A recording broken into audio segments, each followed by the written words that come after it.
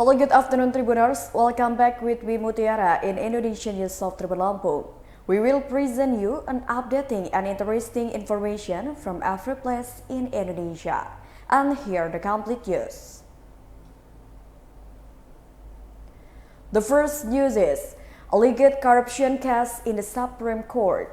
The Corruption Eradication Commission suspects that the inactive Supreme Court Justice Sudrajat Dimyanti and a number of Supreme Court employees who have been named as a suspect did not only accept bribes for handling the bankruptcy cassation case of the Inti Dana Savings and Loan Cooperative. The anti-corruption agency indicated that Sudrajat Dimyanti and a number of employees of the Supreme Court were suspected of accepting bribes related to the management of other cases. In the alleged bribery case related to the processing of Inti Dana Savings and Loan Cooperative bankruptcy cassation case, Sudrajat Dimyanti and his friends are suspected of receiving sums of money from two debtors of the Inti Dana Savings and Loans Cooperative, Herianto Tanaka and Ivan Dwi Kusuma Sujanto, through lawyers Josep Parera and Eko Suparno. Alex as Alexander Marwata is known promised that his party would investigate allegation of bribery in the management of other cases at the Supreme Court. The bribery case against Sudrajat Dimyanti and his friend is now the door for the Corruption Eradication Commission to uncover other corruption allegations. The Anti-Corruption Commission did not even hesitate to ensnare new suspects. The Corruption Eradication Commission moved quickly to investigate this alleged corruption. One of the efforts was carried out by searching the building of the Supreme Court of Republik Indonesia Central Jakarta on Friday, September 23, 2022 yesterday. It is not yet known what investigators brought from the search. It is known that Sudrajat Dimyanti has been named by the Corruption Eradication Commission as a suspect in the alleged bribery case handling the case at the Supreme Court. Sudrajat has even been detained by investigators from the Corruption Eradication Commission. Besides Sudrajat, the Corruption Eradication Commission also ensnared 9 other people. The determination of the suspect is the result of a case after the arrest operation in Jakarta and Semarang on Thursday, September 22, 2022 in the morning.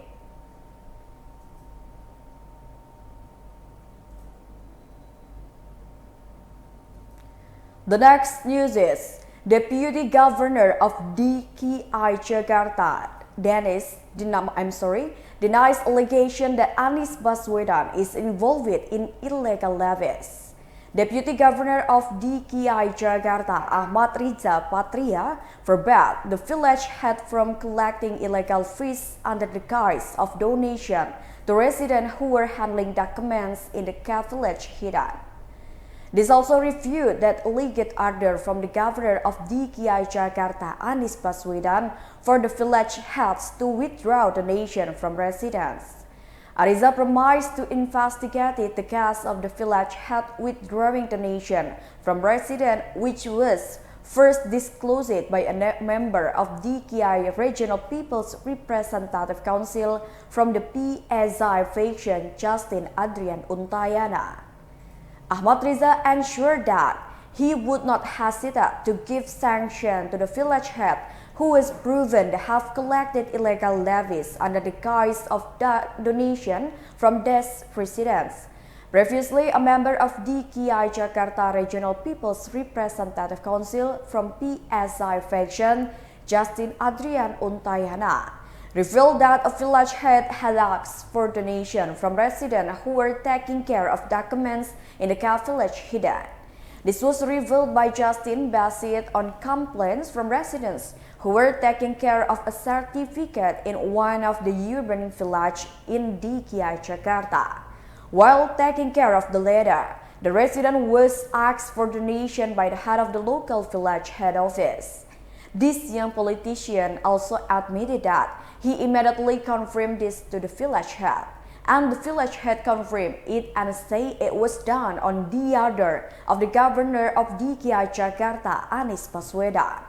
In fact, the village head claims that he was given a target to collect approximately 88 million rupiah for zakat and 55 million rupiah for the Indonesian Red Cross. Justin also criticized Governor Anies Baswedan's policy, which was considered to be a burden on the village head. Justin is worried that this will tarnish the image of public servants in the capital who are getting better and more professional. Therefore, Justin plans to write the Governor Anies Baswedan to ask for the truth of the orders or direction regarding the donation submitted to the village head.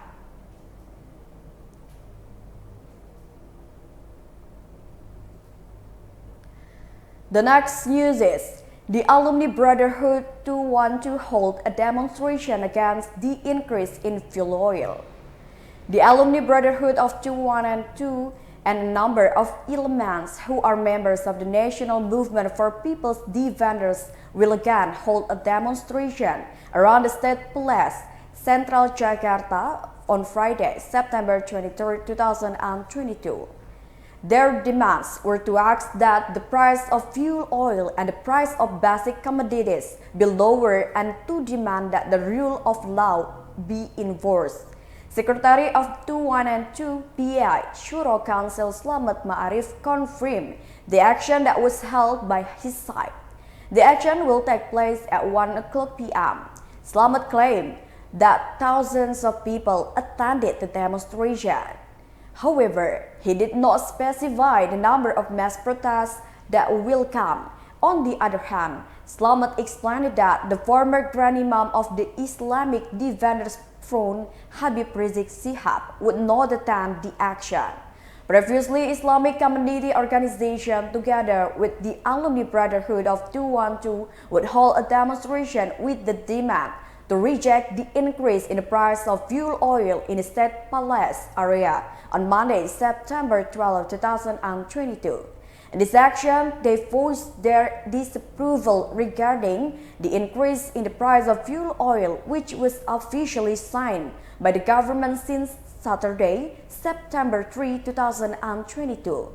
An orator said the increase in fuel oil reflected the government's lack of siding with the people.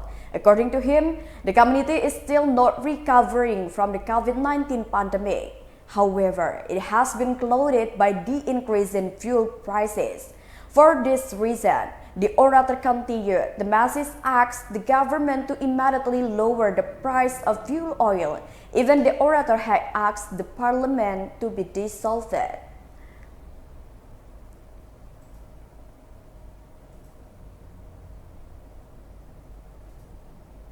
The next news is the facts behind murder of 4 residents in Mimika, Papua.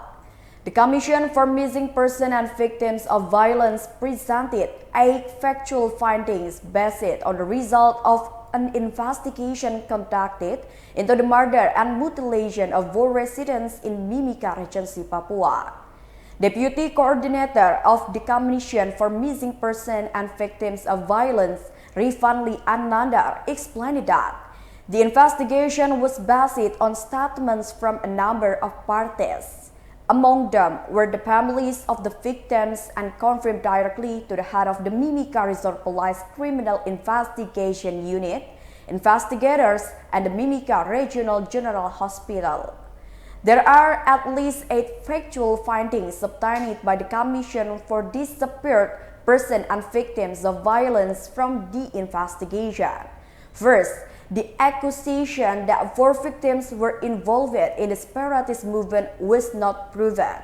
The said Rivanli contradicts the family's testimony, which is accompanied by supporting evidence. This was conveyed by him during a press conference at the Contras office in Central Jakarta on Friday, September 23, 2022. The next fact is that the military and civilian suspects are suspected of having a business relationship. Other facts are minimal evidence about buying and selling weapons. Furthermore, all the bodies of the victims were found in incomplete condition and a number of body parts have not been found until now. And there are also efforts to eliminate evidence and escape from criminal responsibility.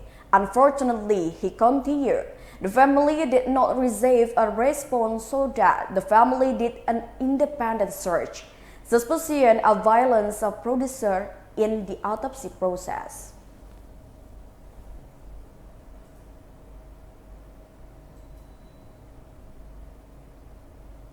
The next news is bridge in Cicadas village collapse. The bridge in Cicadas village, Babakan Madang village, Babakan Madang district, Bogor Regency collapsed.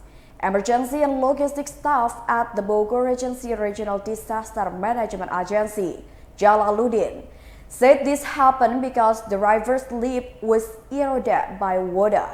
He explained that the incident occurred on Thursday, September 22, 2022 at around 7:15 a.m. As a result of the incident, there were no fatalities and the road access for residents was diverted through an alternative route via the Puncak 2 ring route Babakan Madang. Because the road access between villages has been cut off, the local government of Bogor Regency is now planning to build an emergency bridge. Then Public Works and Spatial Planning and Irrigation parties are working on a temporary bridge to access routes between Cibodas village and Babakan Madang village.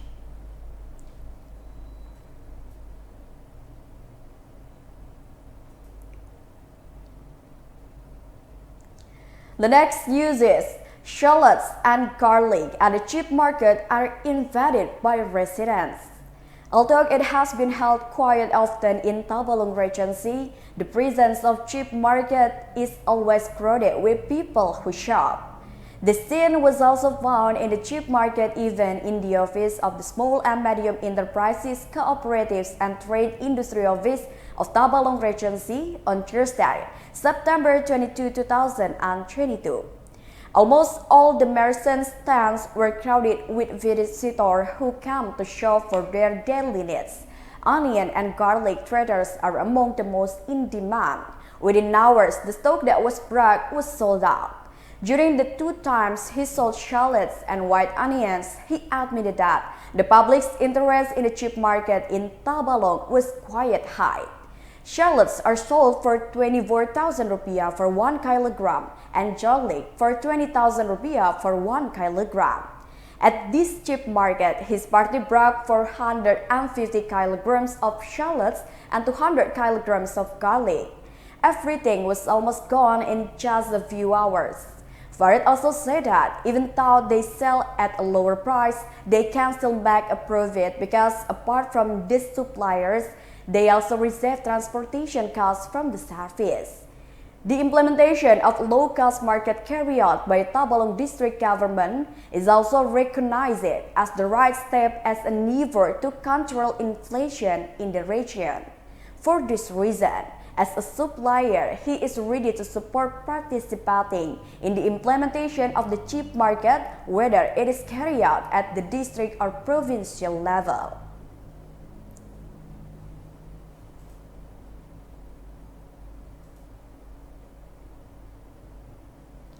The last news is Inspirational Young Papua holds the first planting of hybrid corn. Inspirational Young Papuans of Animha Indigenous Region, in collaboration with the Merauke Food Crops and Horticulture Service, held the first planting of hybrid corn development activities in Marga Mulia Village, Semaga District, Merauke Regency, Papua, on Friday, September 23, 2022. The Regional Secretary of Merauke, Ruslan Ramli, who led the initial planting of hybrid corn, appreciated the collaboration of the Inspirational Young Papuan Animha Indigenous Region with the Merauke Food Crops and Horticulture Service. According to the Maracay Regional Secretary, the development of hybrid corn also encourage regional development in food self-sufficiency.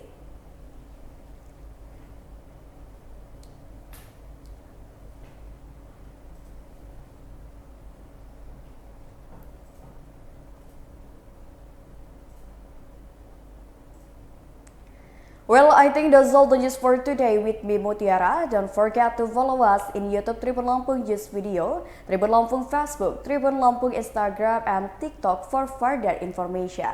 Thank you for watching and have a nice day.